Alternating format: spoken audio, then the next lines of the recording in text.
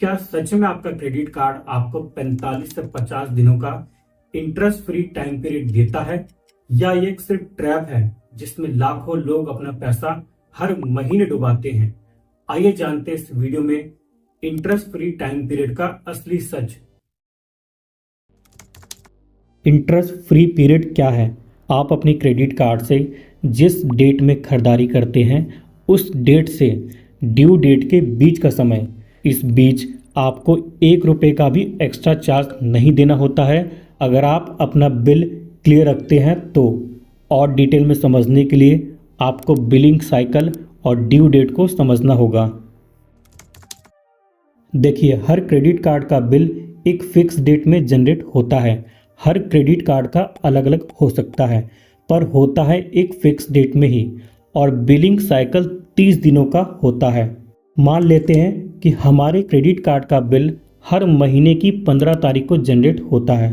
तो मान लो कि अभी नवंबर चल रहा है, तो ये बिल 15 नवंबर को बन के आ जाएगा, और ये बिल 16 अक्टूबर से 15 नवंबर के साइकिल तक का होगा। इस ड्यूरेशन को अगर आप काउंट करोगे तो ये 30 डेज होगा। अब जब भी हमारा बिल जनरेट होता है, बिल जनरेट के बाद हमें मिलते हैं 15 से 20 दिन का टाइम पेमेंट करने के लिए। तो मान लो हमें मिले 20 दिन का टाइम। अब इसमें 20 दिन ऐड करोगे तो इसका ड्यू हो जाएगा 6 दिसंबर। ये इंटरेस्ट फ्री टाइम पीरियड काम कैसे करता है?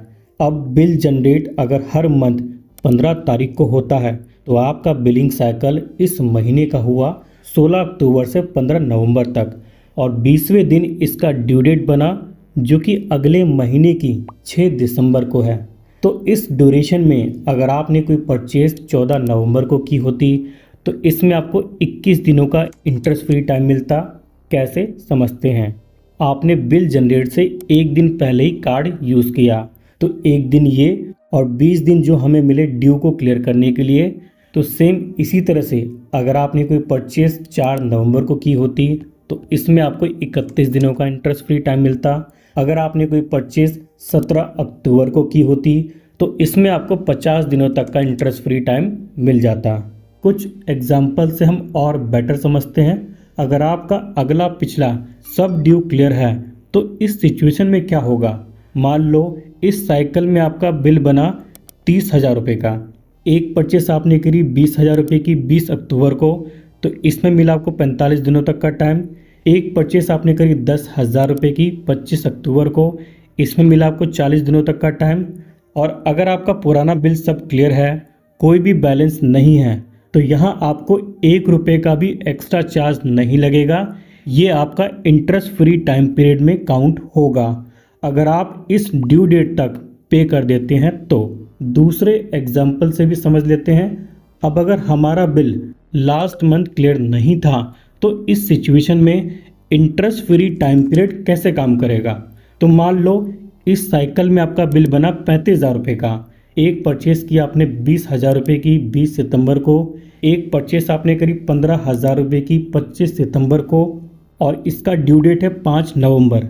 अब अगर आपने ड्यू डेट को पूरा ना पे करके सिर्फ 30,000 रुपये पे किया और सोचा अगले महीने कार्ड यूज़ करना नहीं है तो बैलेंस का 5,000 रुपये अगले महीने पे कर दूंगा, तो इस सिचुएशन में अगले साइकिल में जो बिल बन के आएगा 16 अक्टूबर से 15 नवंबर का, जिसका ड्यू डेट होगा 6 दिसंबर, इसमें आपको 45 से 50 दिन का टाइम नहीं मिलेगा, और उल्टा आपको 1 महीने का फाइन भी लग के आ जाएगा। यहाँ आप एक चीज़ ध्यान दीजिए कि 6 दिसंबर ड्यू डेट कैसे हुआ? तो जो मंथ 31 दिनों का होता है उसके ड्यू डेट में 1 दिन ऐड हो जाता है। कुछ गलत फहमियाँ। क्या हर ट्रांजेक्शन पर 45 से 50 दिनों का टाइम मिलता है? नहीं, हर ट्रांजेक्शन पर आपको अलग अलग इंटरेस्ट फ्री टाइम पीरियड मिलता है, और ये डिपेंड करता है आपकी ट्रांजेक्शन डेट पर, जो अभी हमने समझा था। अगर आप कोई परचेज 14 नवंबर को करते हो तो यहाँ पे आपको 21 दिन का टाइम पीरियड मिलता है। अगर आप कोई परचेज 4 नवंबर को करते हो तो यहाँ पर आपको 31 दिनों का टाइम पीरियड मिलता है। अगर आप कोई परचेज 17 अक्टूबर को करते हो तो यहाँ पर आपको 50 दिनों तक का टाइम पीरियड मिलता है। आप जितना पहले कार्ड यूज़ करेंगे उतना ज़्यादा टाइम आपको मिलेगा। और अगर बिल जनरेट से 1-2 दिन पहले ही कार्ड यूज़ करते हैं तो आपको 45 से 50 दिन का टाइम नहीं मिलेगा। मिनिमम अमाउंट ड्यू पे करने से क्रेडिट पीरियड पर असर नहीं पड़ता, ऐसा बिल्कुल नहीं है। मिनिमम ड्यू पे करने से बस आप लेट फाइन से बच सकते हो। मिनिमम पे से इंटरेस्ट फ्री क्रेडिट पीरियड खत्म हो जाता है और आपको बैलेंस के अमाउंट पर 3 से 3.5% का मंथली इंटरेस्ट भी लगता है। क्या मिनिमम ड्यू पे करने से क्रेडिट पीरियड हमेशा के लिए खत्म हो जाता है? बिल्कुल नहीं। मिनिमम ड्यू पे करने से बस उसी टाइम तक का क्रेडिट पीरियड खत्म होता है जब तक आप पूरा बिल क्लियर नहीं करते। जैसे ही आप पूरा बिल क्लियर कर देंगे तो क्रेडिट पीरियड पहले जैसा हो जाएगा। मान लो कि आपका इस साइकिल में बिल बना 35,000 रुपये का और इसका ड्यू डेट है 5 नवंबर और इसका मिनिमम ड्यू आया है 1750 रुपये। आपने क्या किया, इसे पे कर दिया। अब अगले साइकिल में आपका बिल जो आएगा 35,000 के अप्रॉक्स ही आएगा मिनिमम ड्यू के इंटरेस्ट के साथ। अगर आपने इस दौरान और कार्ड से खर्चा नहीं किया तो, और इसकी ड्यू डेट है 6 दिसंबर। अब अगर 6 दिसंबर को आप सारा बिल क्लियर कर देते हैं तो अगले बिलिंग साइकिल में आपको इंटरेस्ट फ्री क्रेडिट पीरियड ज़रूर मिलेगा।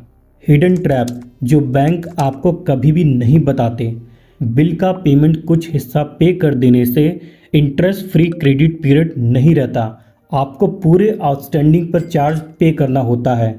जब भी हम किसी ट्रांजैक्शन को ईएमआई में कन्वर्ट करते हैं तो उस ट्रांजैक्शन पर इंटरेस्ट इमीडिएटली स्टार्ट हो जाता है। इसके लिए इंटरेस्ट फ्री क्रेडिट पीरियड जैसा कुछ भी नहीं रहता।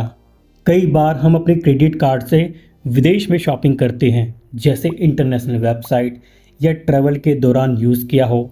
ऐसे ट्रांजैक्शन पर bank cross currency markup fees लेता है। मतलब जब आपका रुपया डॉलर या किसी अदर करेंसी में कन्वर्ट होता है तो बैंक उस पर 2% से लेके 3.5% तक एक्स्ट्रा चार्ज जोड़ देता है और ये charge interest free credit period में कवर नहीं होता। ये वाला चार्ज आपको तुरंत बिल में चुकाना पड़ता है। क्रेडिट कार्ड से एटीएम से कैश निकालने पर इंटरेस्ट फ्री क्रेडिट पीरियड खत्म हो जाता है। कैश विड्रॉल ट्रांजैक्शन पर सेम डे से ही इंटरेस्ट स्टार्ट हो जाता है।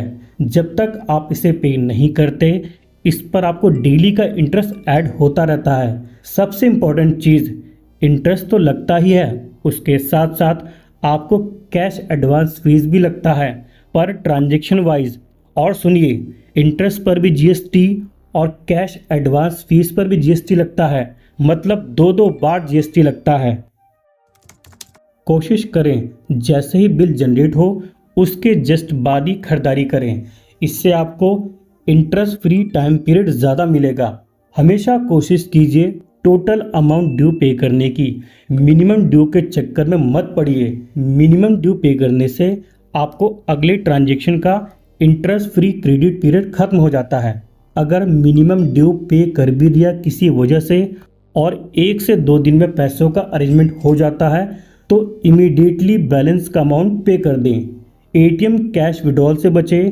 अगर बहुत ही ज़्यादा इमरजेंसी है तो ही करें और कोशिश करें जो पैसा निकालना हो एक बार में ही निकालें और जितना जल्दी हो सके उसे पे कर दें ताकि आप डेली के इंटरेस्ट से बच पाएँ।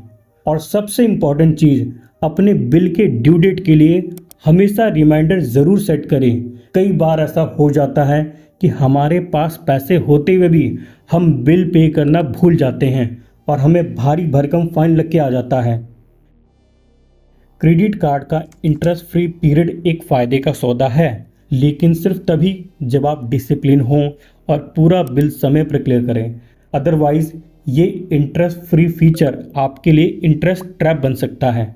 इस वीडियो में हमने क्रेडिट कार्ड के कुछ टर्म्स के बारे में डिस्कस किया है, जैसे minimum due, late charges, cash withdrawal charges. अगर आपको इनके बारे में डिटेल में जानना हो तो इन वीडियोस का लिंक आपको डिस्क्रिप्शन में मिल जाएगा। इसके बाद आप इसको जरूर देखिएगा। अभी हमने इंटरेस्ट फ्री क्रेडिट पीरियड को समझा। अगर आप इसके बिलिंग साइकिल को समझ गए तो आप क्रेडिट कार्ड के स्मार्ट यूजर बन जाओगे। इसके लिए आप यहाँ पे क्लिक करके इस वीडियो को देख सकते हैं।